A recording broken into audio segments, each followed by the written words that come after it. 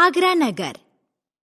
आगरा दिल्ली से 200 किलोमीटर की दूरी पर चेन्नई के रास्ते में एक छोटा शहर है। यह एक ऐतिहासिक नगर भी है। महाभारत में अग्रवन के नाम से इसका उल्लेख मिलता है। आधुनिक आगरा शहर को सिकंदर लोदी ने 1506 ईस्वी में बसाया था। मुगल शासक बाबर ने लोदी वंश को पराजित कर दिल्ली सल्तनत पर अधिकार किया। इसके बाद मुगलों ने आगरा को ही अपनी राजधानी बनाया। 1526 से 1658 तक 5 मुगल बादशाहों ने आगरा से शासन किया। 1658 में औरंगजेब गद्दी पर बैठा तो उसने फिर दिल्ली को अपनी राजधानी बनाया। करीब 130 वर्ष के शासनकाल में इन बादशाहों ने आगरा शहर में कई भवन स्थापित किए। इसी कारण आगरा पर्यटकों के लिए विशेष आकर्षण का केंद्र बना हुआ है। आगरा के निकट ही एक दर्शनीय स्थल है फतेहपुर सीकरी। यह आगरा से लगभग 35 किलोमीटर दूर उत्तर दिशा में है। बादशाह अकबर आगरा किले से शासन करते थे। उन्हें लगा कि उनकी राजधानी बहुत सुंदर और आकर्षक हो। वे चाहते थे कि उसके बीच में बाग हों, फूलों से भरी क्यारियां हों। राजधानी के भवन कलात्मक दृष्टि से विशाल और भव्य हों। उन्होंने फतेहपुरी सीकरी में निर्माण का कार्य पूरा किया और आगरा छोड़कर वहां चले गए। लेकिन उनसे एक भूल हो गई थी। फतेहपुर सीकरी में पानी का बहुत अभाव था, इसलिए उन्हें फिर आगरा के किले में लौटना पड़ा। आज हम फतेहपुर सीकरी देखने जाएं तो हम देख सकते हैं कि अकबर का सपना किस हद तक साकार हुआ है। किले का मुख्य दरवाजा बुलंद दरवाजा कहलाता है। बुलंद माने बड़ा। सच में यह दरवाजा संसार के किसी भी किले के मुकाबले सबसे बड़ा दरवाजा है। दरवाजे से अंदर घुसते ही एक विशाल प्रांगण है। यहाँ हजारों लोग एकत्र होकर नमाज पढ़ते हैं। फतेहपुर सीकरी का बड़ा आकर्षण पंचमहल है। यह 5 मंजिलों वाला महल है और दूर से देखने पर बहुत सुंदर लगता है। अकबर ने अपनी हिंदू पत्नी जोधाबाई के लिए जोधा महल का निर्माण करवाया। इस महल के निर्माण में भारतीय और मुगल दोनों शैलियों का सुंदर समन्वय है। महलों के बीच विशाल हरे मैदान हैं। कुल मिलाकर फतेहपुर सीकरी सुंदर दर्शनीय स्थल है। विश्व में कई पुराने ऐतिहासिक स्थल हैं। इनके संरक्षण के लिए इन्हें विश्व धरोहर स्थल वर्ल्ड हेरिटेज साइट कहा जाता है। सरकार का दायित्व है कि वह इन्हें सुरक्षित रखे, नुकसान होने से बचाए।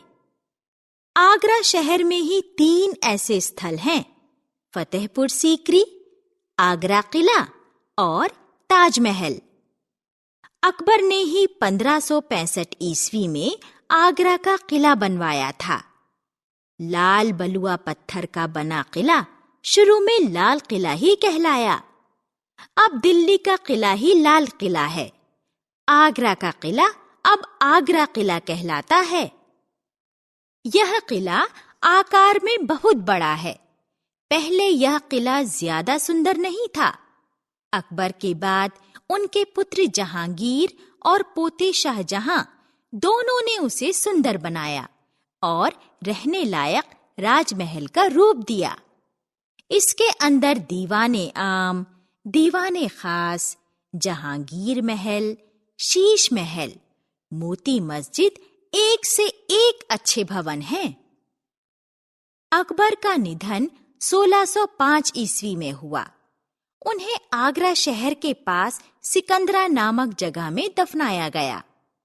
सिकंदरा में अकबर का मकबरा अत्यंत विशाल और कलात्मक है।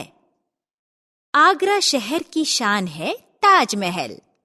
सफेद संगमरमर से बनी यह खूबसूरत इमारत शरद पूर्णिमा के दिन उज्जवल चांदनी में चमकती है तो बहुत आकर्षक लगती है। इसके सौंदर्य को देखने के लिए हर वर्ष देश विदेश से लाखों पर्यटक आते हैं। इन्हीं लोगों के मत से ताजमहल को दुनिया के 7 आश्चर्यों में पहला स्थान प्राप्त हुआ है। जहांगीर का बेटा शाहजहां 1627 ईस्वी में बादशाह बना। मुमताज महल उसकी बेगम थी। वह बहुत खूबसूरत थी और उसे वह बहुत चाहता था। 1631 ईस्वी को बेटी के जन्म के समय उसका देहांत हुआ। शाहजहां उसके वियोग में बहुत दुखी हुआ। जहां वह दफनाई गई थी उसी जगह उसकी याद में एक अनूठा मकबरा बनाने का विचार शाहजहां के मन में आया। उसने सोचा कि यह मकबरा ऐसा हो जैसा आज तक किसी ने ना बनाया हो। इसे बनाने में पूरे 22 साल लगे। पूरे विश्व से आए 20,000 कुशल कारीगरों ने निर्माण का कार्य किया। उस समय भी इसे बनाने में 320 करोड़ रुपए लगे थे, जो आज के हिसाब से कई हजार करोड़ रुपए होंगे। ताजमहल यमुना नदी के किनारे बलुए लाल पत्थर के ऊंचे चबूतरे पर बनाया गया है। मुख्य भवन बीच में है। सफेद संगमरमर से बना चौकोर भवन, उसके ऊपर ऊंचा बड़ा गुंबद, चारों कोनों में 4 ऊंची मीनारें। मुख्य भवन के बीच में नीचे तहखाने में शाहजहां और मुमताज महल की कब्रें हैं। ऊपर उन कब्रों की प्रतिकृतियां हैं जिससे लोग ऊपर से ही कब्रों को देख सकें। कब्रों के चारों ओर बनी दीवारों में संग तराशी से बनी सुंदर जालियां हैं। संगमरमर की दीवारों पर रंगीन पत्थरों से बेल बूटों की नक्काशी का काम हुआ है। चीन से जेड और स्फटिक क्रिस्टल, श्रीलंका से नीलम आदि 28 प्रकार के बहुमूल्य पत्थर जड़े गए हैं, जो कारीगरी देखने वालों का मन मोह लेती हैं। भारत आने वाले हर पर्यटक के लिए ताजमहल दर्शन न हो तो भारत की यात्रा अधूरी।